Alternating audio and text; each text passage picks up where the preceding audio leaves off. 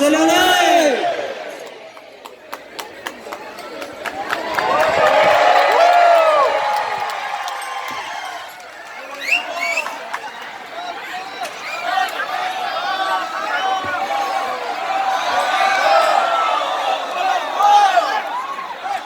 Dimohon semua jamaah untuk duduk.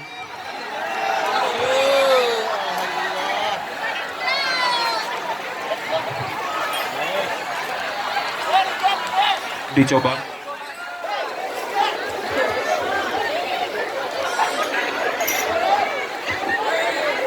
Hadirin wal hadirat yang dimuliakan Allah Subhanahu wa taala.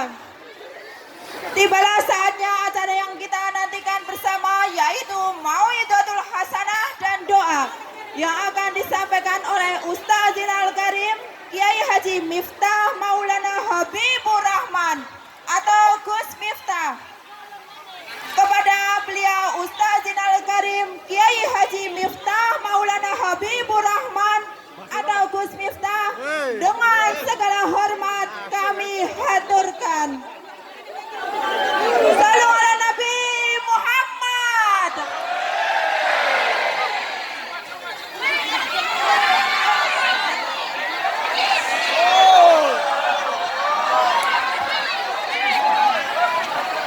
Dimohon untuk banser bisa mengamankan. Dimohon semua jemaah bisa tenang ya.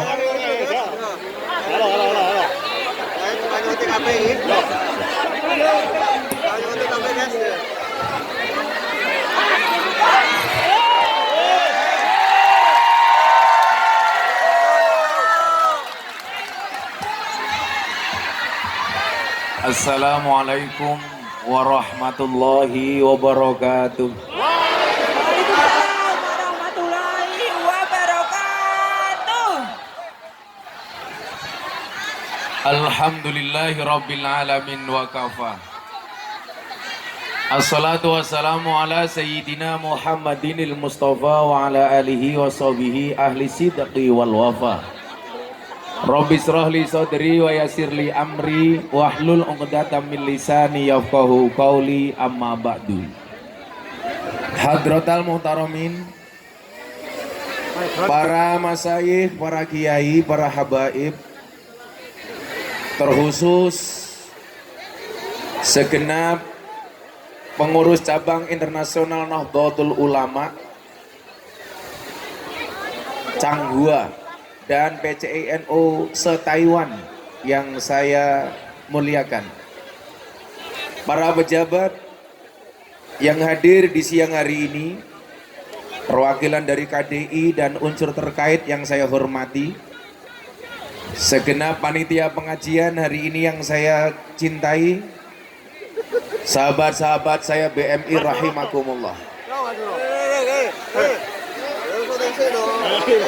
Tugu bawan bakule perawan, perawane ayu bokonge lemu. Hei sahabat-sahabat saya Taiwan yang cantik dan tampan, izinkan Gus Miftah mengucapkan I love you.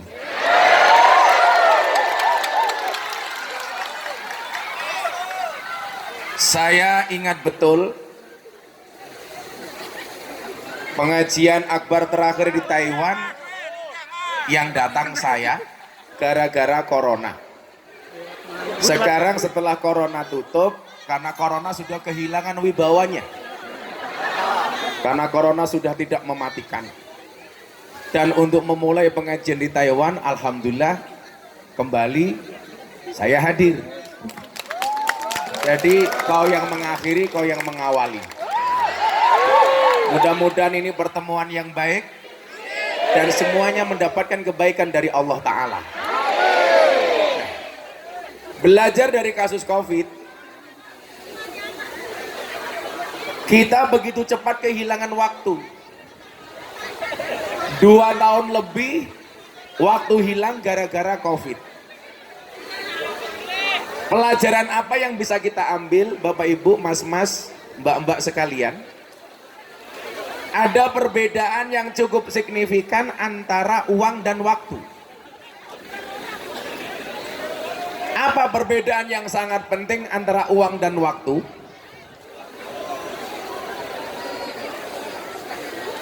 Silakan untuk mengkondisikan yang di depan duduk, karena yakinlah mereka datang pengen melihat wajahku, tidak pengen melihat bokongmu.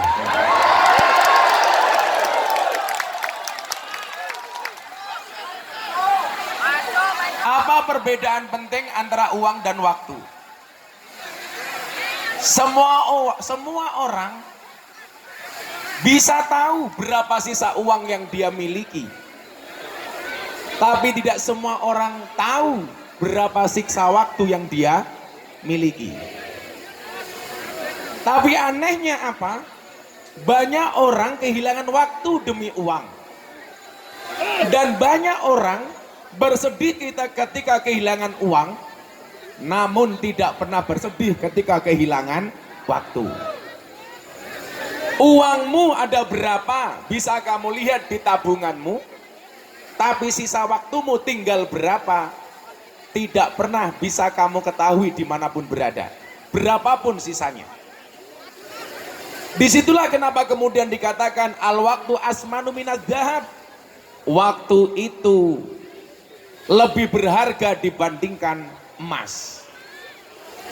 Saya melihat sahabat-sahabat saya di sini, ada yang udah puluhan tahun di Taiwan. Pertanyaannya adalah, apa yang sudah bisa kita lakukan selama puluhan tahun itu di Taiwan? Mungkin jawabannya apa? Ada yang jawab, Gus, saya sudah bisa bangun rumah saya di desa. Bagus. Gus, saya sudah bisa menyekolahkan anak saya sampai perguruan tinggi. Keren. Atau mungkin juga ada yang bilang, Gus, puluhan tahun saya di Taiwan. Kenapa? Saya sudah bisa nambah apa? Istri.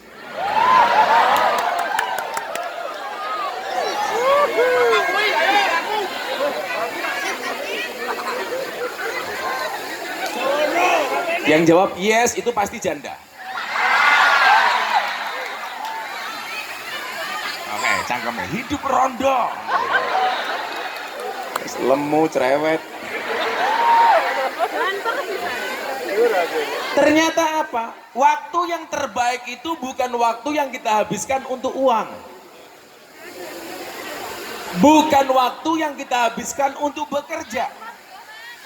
Tetapi waktu yang terbaik itu adalah ketika ada nilai manfaat untuk Allah. Ketika waktu kita yang berjalan ini, mohon maaf, kita maksimalkan untuk mendekatkan diri kita kepada Allah. Makanya Allah uji dengan satu peringatan namanya COVID. Bagaimana kita bersikap dengan COVID itu? Tahu-tahu sudah 2,5 tahun. Dan alhamdulillah, hari ini kita kembali bertemu. Kalau dikatakan waktu itu lebih berharga daripada emas, mudah-mudahan kesempatan emas ini tidak kita sia-siakan. Amin. Makanya waktu adalah emas. Makanya kalau istrinya minta emas dikasih waktu. Nah, saya melihat ada kondisi dan posisi yang cukup ideal bagi teman-teman BMI sebagai agen dakwah. Kalau Nabi Muhammad mengatakan balighu anni walau ayat, sampaikanlah dariku walaupun cuma 1 ayat. Coba komunitas Nahdiyin yang ada di Taiwan, alangkah indahnya kalau semuanya menjadi agen dakwah. Tapi saya bukan dai, Gus. Iya. Saya bukan ustadz. Iya. Saya bukan kiai, iya. Yang perlu diingat adalah dakwah itu bukan profesi, tapi apapun profesinya harus berdakwah. Tapi saya belum alim, Gus. Ingat, berdakwahlah sampai alim, jangan nunggu alim baru berdakwah. Sama halnya saya bilang, berangkatlah ke masjid sampai tua, jangan nunggu tua baru ke masjid. Bersedekahlah sampai kaya, jangan nunggu kaya baru sedekah. Kalau nunggu kaya baru sedekah, pertanyaannya, yo lak kowe sugih. Lah ora merongos. Nah, coba, bagaimana umpamanya dakwah yang paling sederhana? Sehingga apa? risalah yang Allah turunkan melalui Nabi Muhammad itu bisa disiarkan kemanapun kita berada. Saudara-saudara sekalian, nyuwun sewu, Islam itu kan sebenarnya intinya cuma ada dua. Yang pertama rahmat, yang kedua akhlak. Wa ma arsalnaka illa rahmatan lil alamin, rahmat. Yang kedua akhlak, innama bu'istu liutammima makarimal akhlak. Kalau Anda lihat postingan saya di media sosial, akhir Desember saya ke Eropa. 5 hari saya di Tanah Suci, 5 hari saya di Belanda, sehari saya di Belgia, 5 hari di Prancis, kemudian 5 hari di Doha, Qatar. Melihat final Piala Dunia. Alhamdulillah jagoan saya kalah. Indonesia. Tapi saya mencatat walaupun Prancis kalah dari Argentina, Argentina bisa mengalahkan Prancis. Alhamdulillah Indonesia tidak pernah kalah dari Argentina. Kenapa? Enggak pernah bertanding. Makanya kita pertahankan jangan sampai Indonesia ketemu dengan Argentina. Daripada kita malu berjamaah. Nah, saya melihat apa? Ada kecenderungan di Belanda, negara yang sangat maju, banyak orang menjual gereja. Ketika saya tanya, kenapa Anda menjual gereja? Karena mejanya kecil, degannya datang. Kamu naruhnya bingung.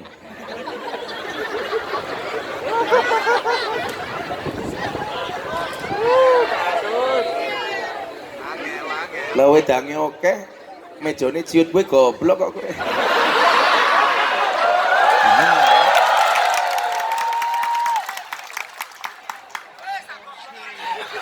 Lagian minuman sebanyak ini kowe ngombe iki apa ngomboni cangkem sapi?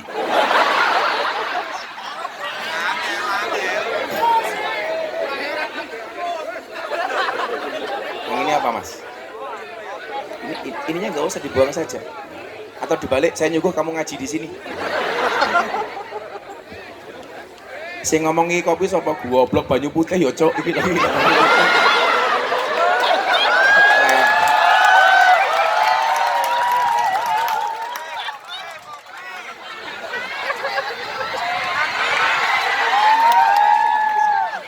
Oh, jahe.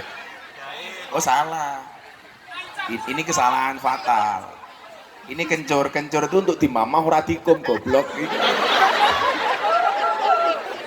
Kok matur suwun sing meneh kuwi sapa kok matur suwun? Saya pikir jahe ternyata kencur. Kalau ini kopi. Kenapa saya suka kopi, Mbak? Tolong Anda segera ngopi karena hidup itu butuh inspirasi bukan halusinasi.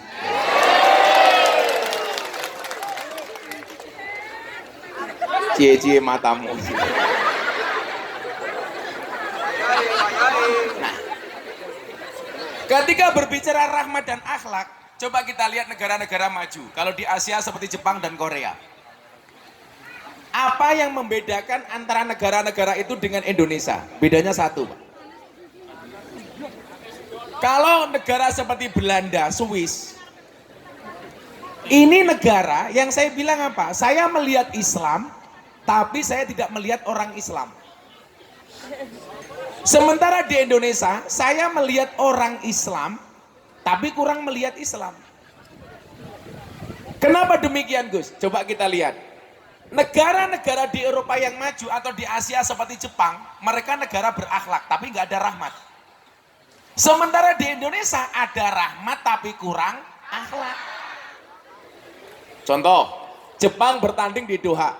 Tim nasionalnya kalah. Anda tahu yang terjadi apa? Sampah-sampah di dalam stadion semuanya dipungut oleh supporter, padahal kalah. Bayangkan kalau menang. Kenapa? Mereka punya akhlak, tapi gak ada rahmat. Makanya gak ada Islam. Sementara di Indonesia, ada orang Islam, tapi jarang kita melihat nilai-nilai Islam. Kenapa? Karena di Indonesia ada rahmat, tapi gak ada akhlak. Coba selesai pengajian di tempat kita di Indonesia, mohon maaf, sampah bertebaran di mana-mana. Betul? Alasannya apa? Tanggung jawab panitia. Lah ngono kuwi lah otakmu bosok. Wis pengajian ora urun gitu. Ninggal sampah. Ini menjadi problem. Makanya kenapa kemudian saya bilang, ketika satu saat Mas Dedi galau atas semua keadaan yang dia lihat. Waktu itu dia andilau antara dilema dan galau.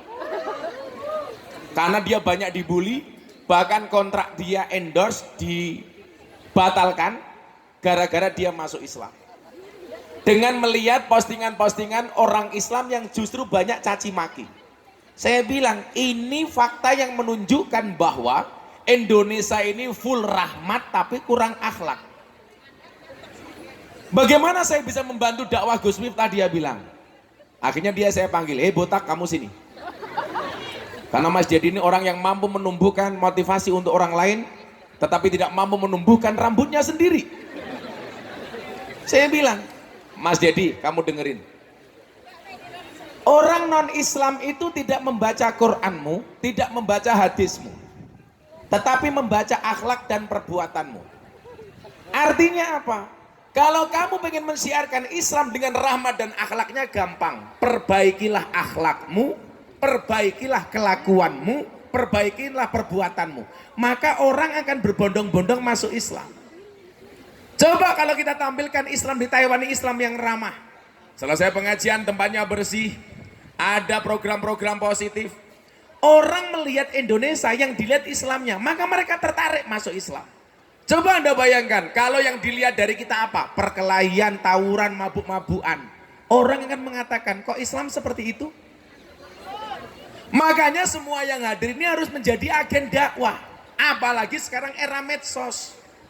Ingat, satu peluru polisi hanya bisa nembak satu kepala. Tapi satu postingan di medsos itu bisa nembak jutaan kepala. Saya tadi pagi dapat kiriman apa? Ada banser turun dari kereta, ada yang nyuting, Gus Miftah datang. Padahal bukan saya. Aku mbaten apa matane katarak saya.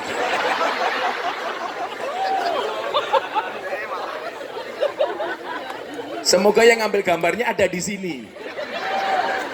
Tapi kalau dilihat dari kualitas gambarnya sih HP-nya cross.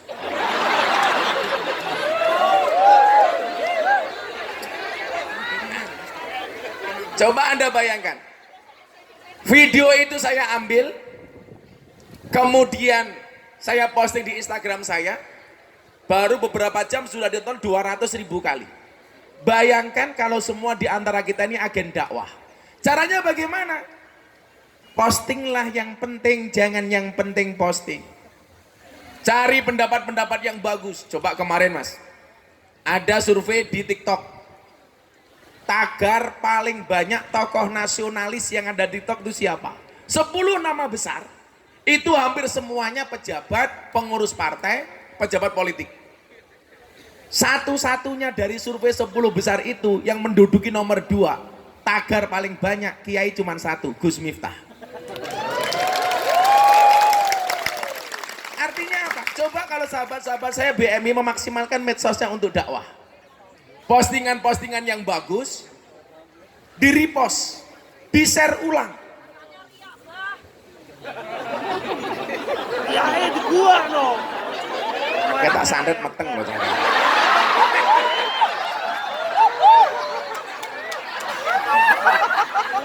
Kamu nafsu sama aku ya? Coba, sama hanya pertanyaan Raffi Ahmad ketika ketemu saya. Dia bilang begini, Gus, orang posting sedekah itu boleh apa enggak? Nah, jawabannya persis. Sedekah itu boleh tersembunyi, boleh terang-terangan. Boleh di waktu siang, boleh di waktu malam. Pertanyaannya apa? Kenapa kok ada bahasa siang dan malam? Karena siang itu dianggap terang-terangan, malam itu gelap dianggap tersembunyi. Berarti apa? Sedekah dengan terang-terangan maupun tersembunyi itu boleh. Yang nggak boleh itu nggak sedekah tapi terang-terangan cangkeme cerewet. Wong ya teko iki. Ya melu guyu. Biasanya jilbabe pink.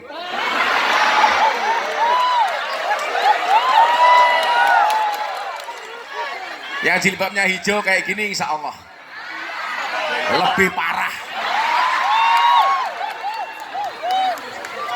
Oh muslimat. Oh iya dong. Di sini banyak muslimat Mas ya. Coba tak kasih jenengan jawab muslimat sama fatayat saja. Bapak NU Ibu Mus, Kakang Ansor adik Fatayat, tahlilane saben malam, mulih tahlilan padha nggawa. Salah Rahmat goblok. Berkat badokan.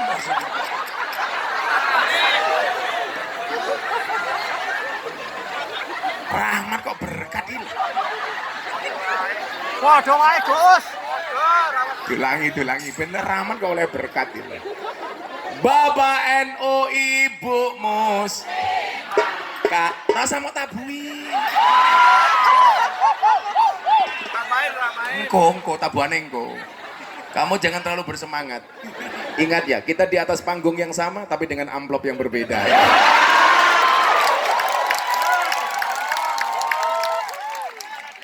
Kan saya sering bilang, strategi bisa di-copy, rezeki nggak bisa dipaste.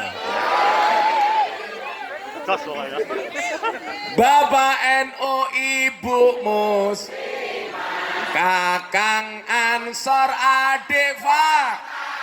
adik Fatayat, tahlilane saben malam, mulih tahlilan padha nggawa. Sing berkataan temen iki.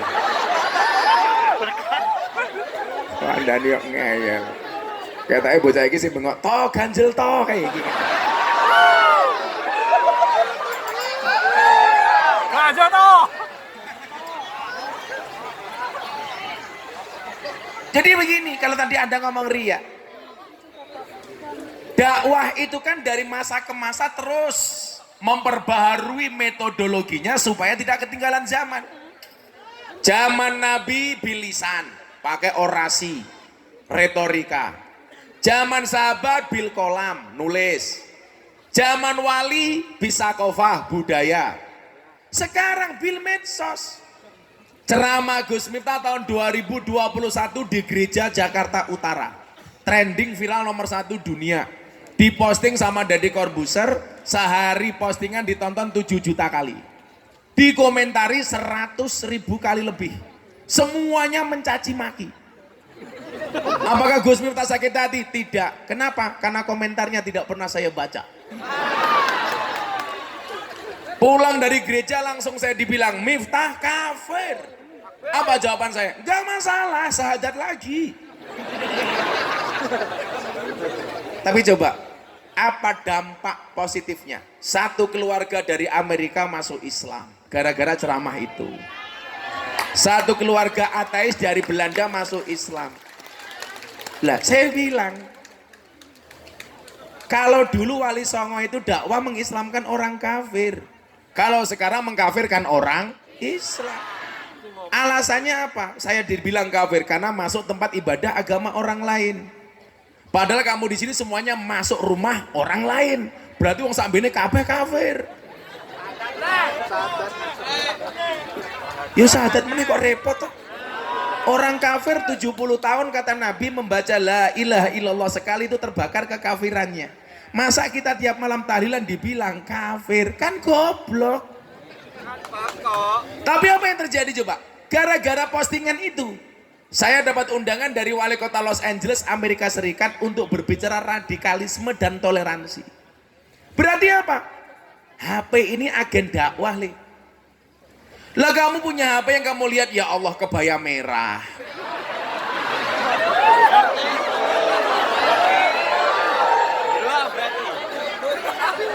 Maka saya bilang, ini quote, dengerin. Hargailah waktumu sebaik mungkin, karena 1 detik saja berharga, apalagi 19 detik.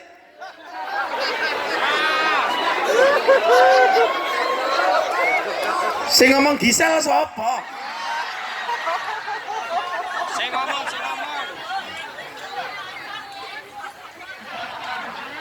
Aku nonton. Lah sing ngirim-ilingi lah ya awakmu.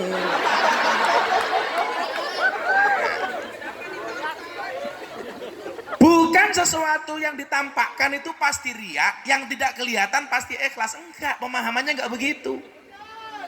Maka dulu Nabi pernah ditanya sama sahabat, ya Rasulullah mahwal ikhlas. Kanjeng Nabi, ikhlas niku nopo?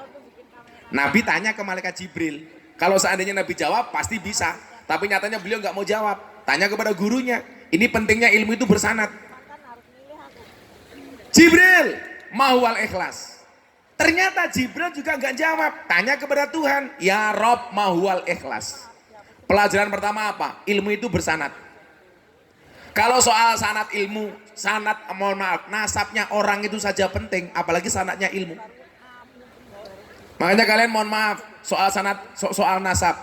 Kamu nggak bisa milih dilahirkan dari siapa, tapi kamu bisa melahirkan generasi seperti apa. Ulangi.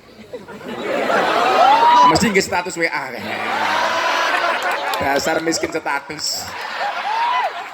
Saya ulangi, kamu nggak bisa milih dilahirkan oleh siapa, tapi bisa melahirkan generasi seperti apa. Ya. Kalau lihat Nabi Nuh, mohon maaf, Nabi Nuh itu nikah 2 kali mas. Suaminya Nabi, tapi dari 2 istri ini melahirkan generasi yang berbeda. Istri pertama namanya Sofuro, anaknya 6, yang cowok 3, yang cewek 3. Anaknya, turunannya mayoritas jadi Nabi. Nikah lagi yang kedua dengan cewek cantik, namanya Wil'ab binti Ajwil. Orangnya SDSB, semok depan, semok belakang. Kalau dilihat wajahnya, wow. Lihat mbak-mbak BMI, weh. Tapi ini Wil'ab, ini solehah. Anaknya bagus-bagus. Artinya apa? Mbak-mbak BMI di sini mohon maaf. Ternyata anak solehah, soleh-solehah itu harus berangkat dari percetakan ibu yang baik. Dan kamu di sini, kalau diniati tirakat untuk anakmu di Indonesia, tirakat dok, anakmu dadi api, amin. Coba kalau kamu kemudian di sini terlena, jadi BMI kerja di Taiwan niatnya apa? Di sini seperti apa? Guayane cah desa, cah Ponorogo, cah Tulungagung, pakaiannya melu mbak-mbak Taiwan. Lah cah Taiwan nganggo yukensi, api mas, mulus-mulus. Lawakmu yuyu. Wis lemu. Ayo ora pantes. Lho padha-padha ndelok maksiate Kang. Pilih ndi? Yo milih Taiwan kok aku kok. Serinceng gablek dong. Yo milih sing apik kok. Loh, cinta itu memang buta, Mbak. Tapi cinta bisa membedakan mana perawan, mana janda. Iya.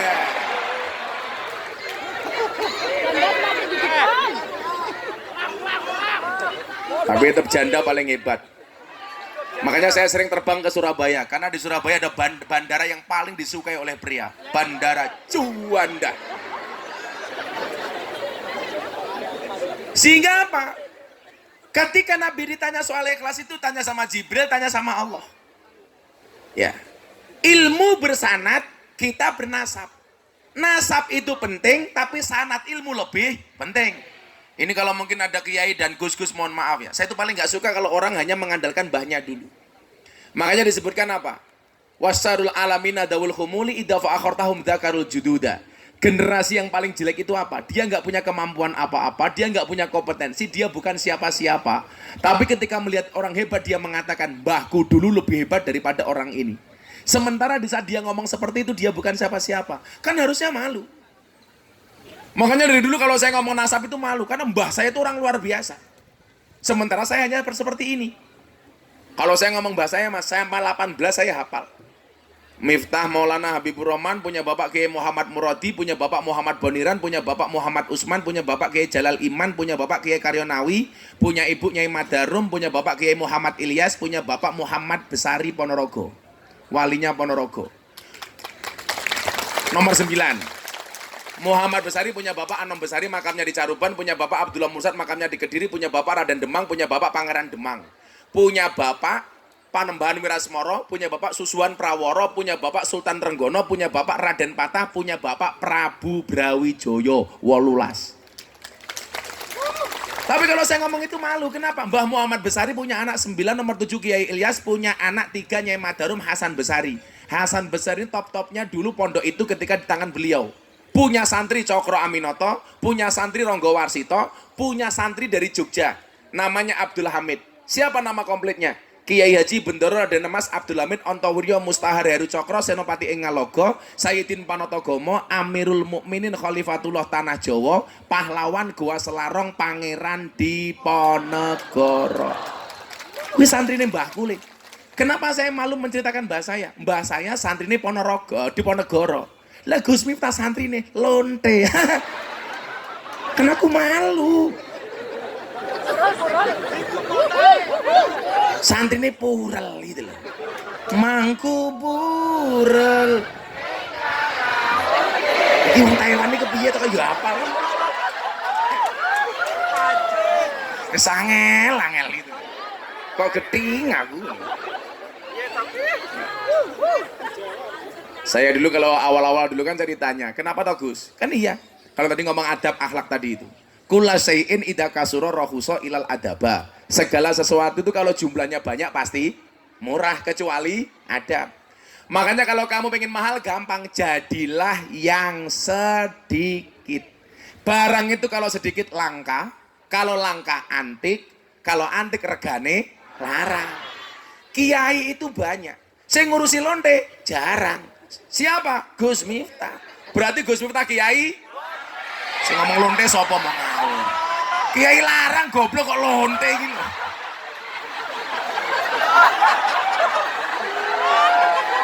Bali kok ning lonte iki lho.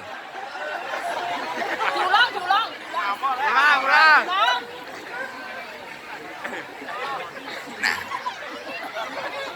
Nasab itu penting tapi sanad ilmu lebih penting.